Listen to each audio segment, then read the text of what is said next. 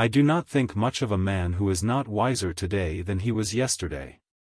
Nearly all men can stand adversity, but if you want to test a man's character, give him power. Those who deny freedom to others deserve it not for themselves. The dogmas of the quiet past are inadequate to the stormy present. As I would not be a slave, so I would not be a master. This expresses my idea of democracy. Labor is prior to, and independent of, capital. Capital is only the fruit of labor, and could never have existed if labor had not first existed. Labor is the superior of capital, and deserves much the higher consideration. We are not enemies, but friends. We must not be enemies. Though passion may have strained, it must not break our bonds of affection. The mystic chords of memory will swell when again touched, as surely they will be, by the better angels of our nature. My father taught me to work, he did not teach me to love it. Whenever I hear anyone arguing for slavery, I feel a strong impulse to see it tried on him personally. In great contests each party claims to act in accordance with the will of God. Both may be, and one must be wrong. The dogmas of the quiet past are inadequate to the stormy present. The occasion is piled high with difficulty, and we must rise with the occasion. As our case is new, so we must think anew and act anew. My paramount object in this struggle is to save the Union, and is not either to save or to destroy slavery. If I could save the Union without freeing any slave I would do it, and if I could save it by freeing all the slaves I would do it, and if I could save it by freeing some and leaving others alone I would also do that. What I do about slavery, and the colored race, I do because I believe it helps to save the Union, and what I forbear because I do not believe it would help to save the Union.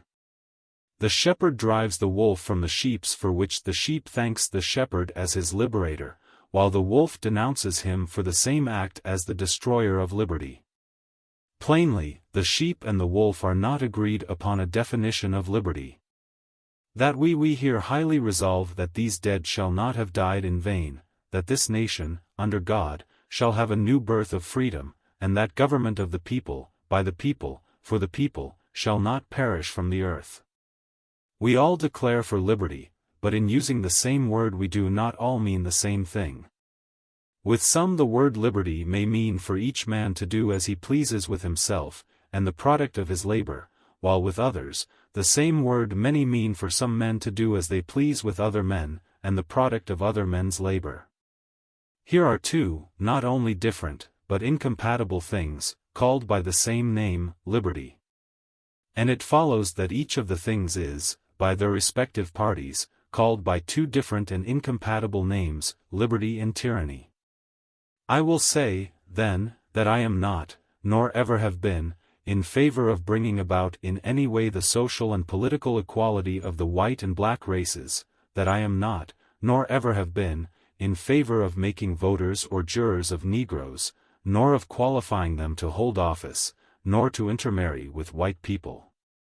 It is safe to assert that no government proper ever had a provision in its organic law for its own termination.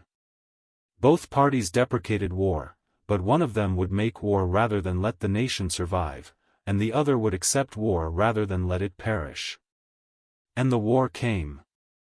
With the fearful strain that is on me night and day, if I did not laugh I should die.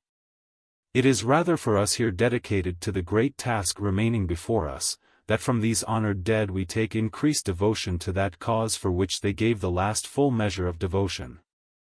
I pray that our Heavenly Father may assuage the anguish of your bereavement, and leave you only the cherished memory of the loved and lost, and the solemn pride that must be yours, to have laid so costly a sacrifice upon the altar of freedom. If I could save the Union without freeing any slave, I would do it, and if I could save it by freeing all the slaves, I would do it, and if I could do it by freeing some and leaving others alone, would do that. I have here stated my purpose according to my official duty, and I intend no modification of my oft-expressed personal wish that all men, everywhere, could be free. Thanks for watching this video. subscribe my channel, and don't forget to like and share the video.